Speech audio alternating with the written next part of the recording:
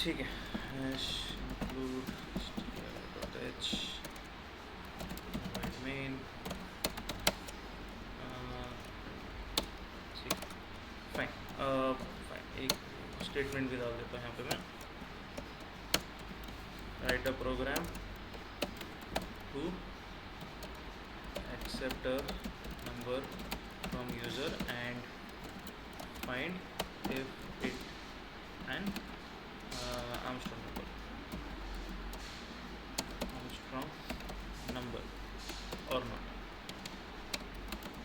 ठीक है, फाइन। तो ये हमारा प्रोग्राम करना है। तो ऑब्वियस बात है, पहले तो यूज़र से एक नंबर लेना है, तो नंबर वेरिएबल ले लिया मैंने। अब इसके अलावा काइंड ऑफ एक ए वेरिएबल एक एक्स्ट्रा ले लेता हूँ मैं, एक एक्स्ट्रा वेरिएबल जो स्प्लिटिंग वटिंग के लिए काम आएगा वो। अच्छा, उसके अलावा काइंड ऑफ मैंने और एक वो सम वाला वेरिएबल बोला था आपको, राइट। तो मैं उसको इनिशियली इक्वल टू 0 कर देता हूँ। अच्छा, y इक्वल टू 0 बिकॉज वो डिजिट वाले में आपने देखा होगा लास्ट टाइम, अगर इक्वल टू 0 नहीं करते तो कुछ गार्बेज वैल्यू हो रही थी, उससे रिजल्ट सारा गड़बड़ होता है। तो इनिशियली मुझे सम के अंदर सारा 0 वैल्यू चाहिए, तो इसलिए उसको इनिशियलाइज 0 से कर रहा हूँ। ठीक है, फाइन। अच्छा, और भी वेरिएबल लगेंगे बट एज वी गो, चलो मैं उसको बनाता हूँ। सब में पहली चीज़ यूज़र से एक्सेप्ट करना है उस चीज़ को, है ना। एक्सेप्ट दैट नंबर, एल से एंटर अ नंबर, ठीक है। To check for Armstrong and all that stuff, वो आपके हिसाब से आपके साइड से डालना, आप डाल सकते हो। %d, एम्परसेंड नंबर इस वेरिएबल में सेव कर लिया। अच्छा, एक कॉपी नम भी ले लेता हूँ, बाद में काइंड ऑफ कंपैरिजन के लिए भी काम आता है ना। लास्ट टाइम हमने चेक किया था, इफ़ यू रिमेंबर, cpy_num ऐसा एक वेरिएबल ले लेता हूँ, और जैसे ही काइंड ऑफ वो इज इक्वल टू नम, ठीक है। ये एक बार मैंने डाल दिया। Okay, now very first thing, अच्छा डिजिट कैलकुलेशन के लिए भी चाहिए, है ना। फाइन, तो डिजिट्स नाम का एक वेरिएबल इक्वल टू 0 वो भी होना चाहिए, राइट। तो ये भी एक ले लिया, चलो फाइन। तो अभी डिजिट कैलकुलेशन के लिए पहले वो वाला काम कर लेते हैं, डिजिट कैलकुलेट कर लेते हैं। अच्छा, अभी कौन सा वाला यूज़ करना है, कॉपी नम करना है कि नम करना है? नम करना है, ठीक है, चलेगा, नम हम लोग यूज़ करते हैं। अच्छा, तरह हमको ऐसे रिफ्रेश करते रहना पड़ेगा उसको, but let's fine, that's fine, ठीक है। तो I say while num is not equal to 0, है ना। ये कल वाली लॉजिक थी हमारी। अब इसके अंदर हम लोग क्या करेंगे, हम लोग इसके अंदर डिजिट काउंट को प्लस प्लस करते जाएंगे, and next thing was num is equal to num divided by 10, फिर नम डिवाइड इक्वल टू 10, दोनों में से कोई भी एक लिखो आपकी कन्वीनियंस के हिसाब से। अच्छा, आफ्टर दिस लूप वो डिजिट कैलकुलेशन हो जाएंगे, है ना। तो what I will do is कि अब अंदर अगेन, बट नंबर वाला वैल्यू अपडेट हो चुका है, चेंज हो चुका है। तो what I will do is कि मैं है ना एक प्रिंट की लाइन डाल देता हूँ, /n %d has %d digits, है ना। एकल वाला प्रोग्राम है बेसिकली। अच्छा, फिर से एक बार टाइप करो, कॉपी पेस्ट नहीं करना आता, एक्चुअली करने वाला था मैं, but for your kind of reference वापस एक बार टाइप कर दूँगा। अच्छा, अभी इसके अंदर कॉपी नम वाली वैल्यू डाल दूंगा, है ना, कॉपी नम और वो डिजिट्स वाली वैल्यू, सही है, फाइन जी। cpy_num क्या है, मैंने नाम वही दिया ना, हाँ ठीक। तो मैंने जो नाम दिया उसके हिसाब से मैं दे रहा हूँ आपको, copy लिखना है वैसे लिख दो, ठीक है, फाइन। ठीक है, फाइन। ये एक पार्ट हुआ था, ये तो लास्ट टाइम में हम लोग कर चुके हैं ऑलरेडी, राइट। अब इसके बाद में अगर मैं अभी फिर से, अभी मुझे वो वाला वो ऑपरेशन परफॉर्म करना है जो स्प्लिटिंग वाला, फिर पावर करना है और वो। अच्छा, पावर फंक्शन यूज़ करना है, उसके लिए math.h लगेगा, है ना। तो मैं वो ऐड कर देता हूँ, हैश इंक्लूड math.h। अच्छा, then again why I am using power function, अभी अगर मैं सपोज से मान लो digit count would be 7, 7 digits है, तो कोई भी नंबर अगर मैं स्प्लिट करूँगा तो उसको रेस टू 7 करना पड़ेगा। अब अगर मैं सिर्फ a इंटू ए अगर वो वाला पैटर्न यूज़ कर रहा होता तो I can not do that thing, या तो फिर उसको भी मुझे फॉर लूप में लगाना पड़ेगा, that will be again donkey work. तो उसके जगह पे मैंने क्या किया, math.h यूज़ करेंगे, पावर फंक्शन जो भी नंबर यूज़र ने स्प्लिट किया वो, और कॉमा देके जो भी डिजिट का काउंट है वो, अगर डिजिट का काउंट 7 है तो ऑटोमेटिकली रेस टू 7 हो जाएगा, डिजिट का काउंट 4 है तो ऑटोमेटिकली रेस टू 4 कर देगा, ठीक है, फाइन। अच्छा, अब इसके अंदर भी फिर से एक वाइल लूप लगेगा। अभी यहाँ पे अगेन अगर इफ आई यूज नंबर, तो अभी नंबर तो अपडेट हो चुका है ना। तो before starting this while loop मैं क्या करूँगा, that number is equal to again cpy, ठीक है, fine. Why am doing this is because कि cpy के अंदर ओरिजिनल वाला नंबर सेव था, है ना। तो मैंने उसको वापस से एक बैकअप वो नंबर वाले इसमें वापस से कॉपी कर लिया।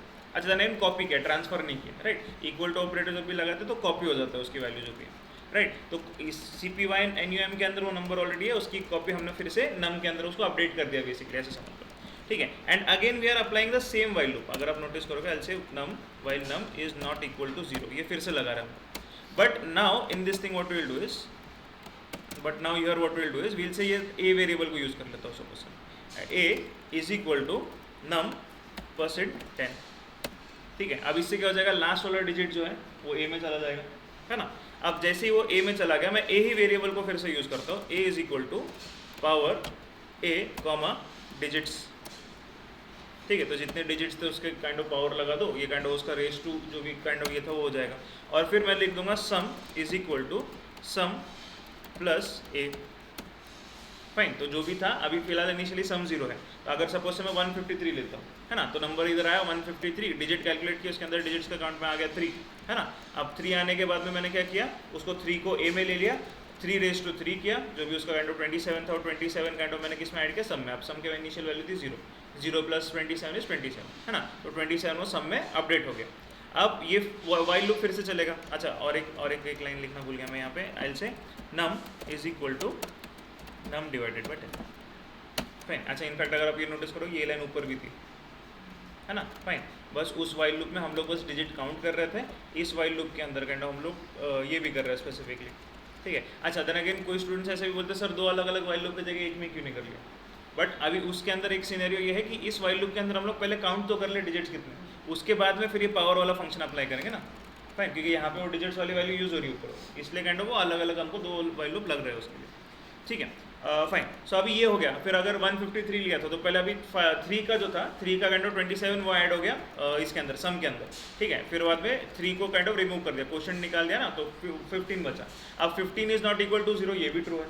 फिर से लूप में आया 15% 10, तो अभी वो 5 क्वेश्चन बेसिकली आया उसके अंदर रिमाइंडर में। अब वो 5 ए में चला गया, अब 5 रेस टू अभी डिजिट का काउंट कितना है 3, तो 5 रेस टू 3 125। अब वो 125 ए में चला गया, अब 27, अभी सम की वैल्यू 27 प्लस 125, तो 152 हुआ बेसिकली, है ना। तो 152, और फिर बाद में फिर से इसको स्प्लिट किया उसने, तो 15 डिवाइडेड बाई 10, तो अभी इसका जो क्वोशंट है 1, वो 1 चला गया ऊपर। Num is not equal to 1 is not equal to 0, ये भी ट्रू है। फिर से लूप में आ गया 1% 10, तो इसका रिमाइंडर आएगा 1, तो 1 ए में चला गया, 1 रेस टू 3 इज 1, तो basically that is 152 plus 1 that is 153, है ना। तो सम के अंदर अगर आप देखोगे लूप के अंदर चल रहा है, तो वो सम के अंदर 153 वो प्रॉपर आ रहा है उसका। ओके फाइन, अब उसके बाद में वो कंपैरिजन वाला पार्ट आएगा हमारा, जो जैसे उधर था पहले जो था वैसे ही हम लोग ये करेंगे। So I will say if जो कॉपी नम ले लेंगे बेसिकली हम लोग ना, copy num is equal to that sum variable, है ना, बिकॉज कॉपी नम में ओरिजिनल वाली वैल्यू है, बिकॉज अभी नंबर को हम लोग अपडेट कर चुके हैं यहाँ पे इस लाइन पे स्पेसिफिकली, ठीक है। If copy num is equal to sum, we'll say print Armstrong number, Armstrong number, ठीक है। एल्स के अंदर प्रिंट नॉट आर्मस्ट्रॉन्ग, ठीक है। फाइन, इतना ही प्रोग्राम आएगा। फाइन, स्टेप समझे। तो हमने क्या किया, पहले यूज़र से एक्सेप्ट किया, फिर डिजिट्स कैलकुलेट कर लिए, डिजिट्स कैलकुलेट करने के बाद में उसको स्प्लिटिंग, है ना, यहाँ पे स्प्लिट किया, यहाँ पे पावर किया, यहाँ पे सम किया, 3 स्टेप्स एक ही काइंड ऑफ लूप के अंदर कर लिए एक टाइम पे, और एक वेरिएबल के लिए एक टाइम पे कर रहा था हम लोग। और ये लूप कब तक चल रहा था, जब तक वो सारे वेरिएबल्स उसने इटरेट नहीं कर लिए, सारे वेरिएबल्स को उसने वो ऑपरेशन परफॉर्म नहीं कर लिया। वंस दैट वाज डन, हमने सम और वो कॉपी सम वो था उसको बस कंपेयर किया, ठीक है। फाइन, तो इसको अगर मैं सेव करता हूँ डे 12,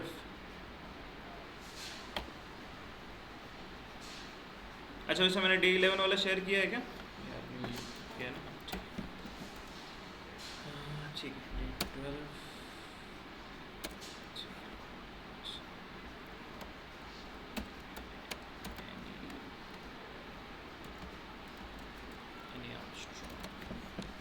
ठीक है।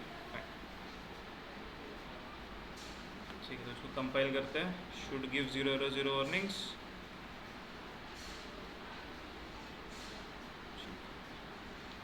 ठीक है, and will run it,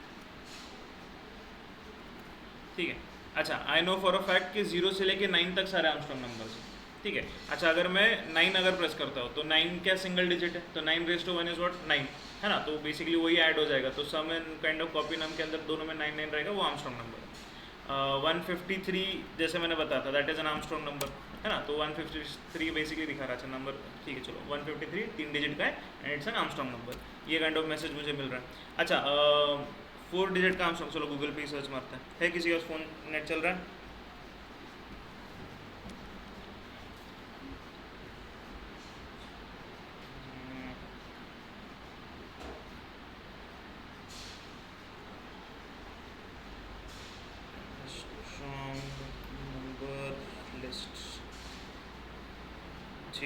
fine, list बता दो भाई।